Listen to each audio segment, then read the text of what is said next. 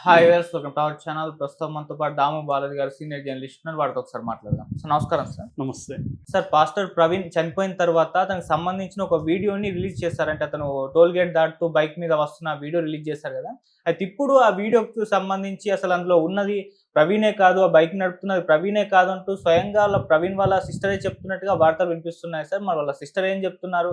నిజంగా బైక్ మీద ఉన్నది ప్రవీణ్ కాదా? మరి ఇది ఒక ట్విస్ట్ అని అంటున్నారు. ఏం జరిగింది అసలు? మరి మీరేం చెప్తారు? ఎందుకంటే ఇప్పుడు ఇతను హైదరాబాద్ నుంచి బైక్‌లో బయలుదేరి రాయల్ ఎన్‌ఫీల్డ్‌లో అక్కడ రాజమండ్రి వెళ్ళడానికి వెళ్తూ ఆయన ఆహ్, అక్కడ కొంతమూరు దగ్గర చనిపోయాడు. సో, అక్కడేందంటే కొవ్వూరు టోల్ గేట్ దగ్గర బైక్‌లో ఇతను మెల్లగా దాటుతున్న ఒక సీసీటీవీ ఫుటేజ్‌ని బయటికి తీసుకొచ్చారు. సో, ఈ ఫుటేజ్‌లో అంటే ఆయన కరెక్ట్‌గా 11:30కి అక్కడ 11:30 మినిట్స్‌కి నైటు సోమవారం దాటుతున్నాడు. సో, ఆ తర్వాత 42 మినిట్స్‌కో ఎంతో, అంటే ఇది 11:31, అది 42, 11 మినిట్స్‌లో అతను యాక్సిడెంట్ అయిందా లేకపోతే ఎవరైనా చంపారా, మొత్తానికి 11 మినిట్స్‌లో అతని మరణం అనేది జరిగింది అనేది ఇప్పుడు తేలింది. అయితే ఇప్పుడు ఒక అంటే ప్రతిదానికి కాన్స్పిరసీ థియరీలు అంటారు, కుట్ర థియరీలు. ఇప్పుడు నేను చాలాసార్లు చెప్పాను, పోలీసులు త్వరగా కేసుని ఛేదించి వివరాలు చెప్పకపోతే అనేక కాన్స్పిరసీ థియరీలు రాజ్యమేలుతుంటాయి. ఇప్పుడు మనకు మంగళవారం పోలీసులు దీన్ని బాడీని చూడడం ఇవన్నీ జరిగితే, మంగళవారం అయిపోయింది, బుధవారం, శుక్రవారం, ఈరోజు శనివారం.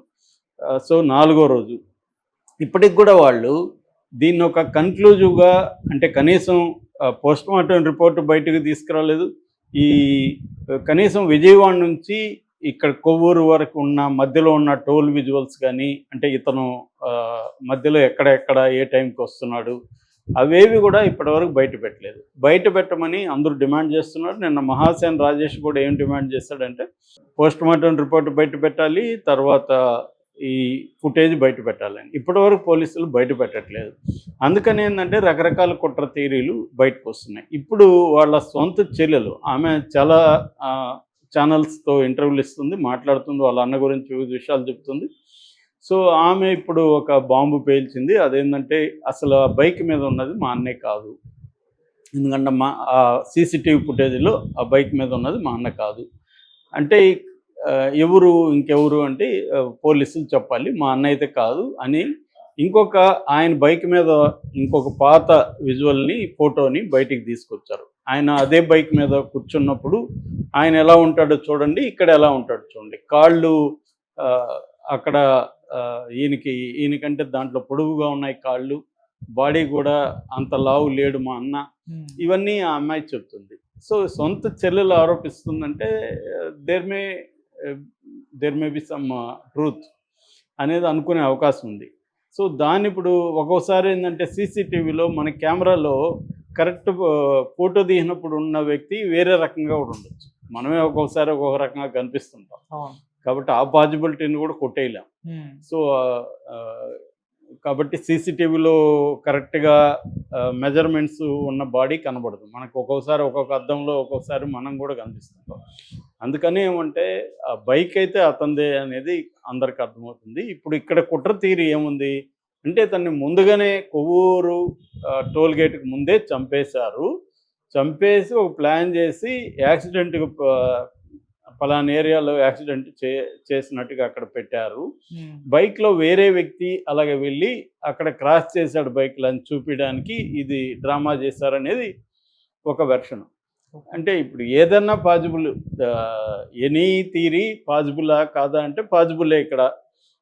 కానీ అది నిజమా కాదా తేల్చాల్సింది పోలీసులు, ఎంక్వైరీ చేసి తేల్చాలి. వాళ్ళు తేల్చకపోవడం వల్ల రకరకాల కుట్ర థియరీలు వస్తున్నాయి. ఇప్పుడు ఈ అమ్మాయి పేల్చిన బాంబు అయితే, అంటే సొంత చెల్లెలు కాబట్టి మా అన్న ఎలా ఉంటాడు మాకు తెలుసు కదా, ఆయన ఇంత హైటు ఇలా ఉంటాడు, ఇక్కడ ఇట్లా లేడు, దీంట్లో సన్నగా ఉంటాడు మా అన్న, ఇక్కడ లావుగా ఉన్నాడు అతను, కాళ్ళు కూడా పొడువుగా ఉన్నాయి, ఇవన్నీ ఆ అమ్మాయి చెప్తుంది. దానికి సంబంధించి ఒక బైక్ కూడా అక్కడ పెట్టారనమాట. పోలీసులు దీనికి సమాధానం నిన్న కూడా కేఏ పాల్ కావచ్చు, లేకపోతే మహాసేన్ రాజేష్ కూడా మీడియాతో మాట్లాడాడు. ఆయన తెలుగుదేశంలో అధికార ప్రతినిధిగా ఉంటున్నాడు.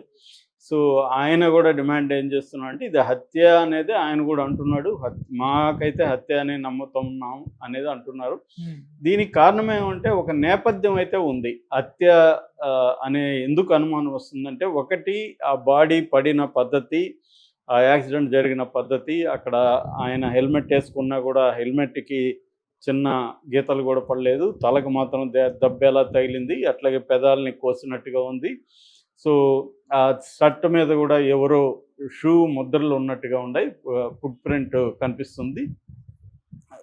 ఇవన్నీ చూసినప్పుడు వేరే చోట హత్య చేసి అక్కడ ఒక యాక్సిడెంట్ లాగా పెట్టారు. రెండోది ఆ బైక్తో పడినప్పుడు మామూలుగా ఆ స్పీడ్కి దూరంగా పడాలి, అట్లా కాకుండా ఈయన మీద బైక్ పడడం అనేది కూడా కొద్దిగా డౌట్ఫుల్గా ఉంది. ఇవన్నీ చెప్తున్నారు.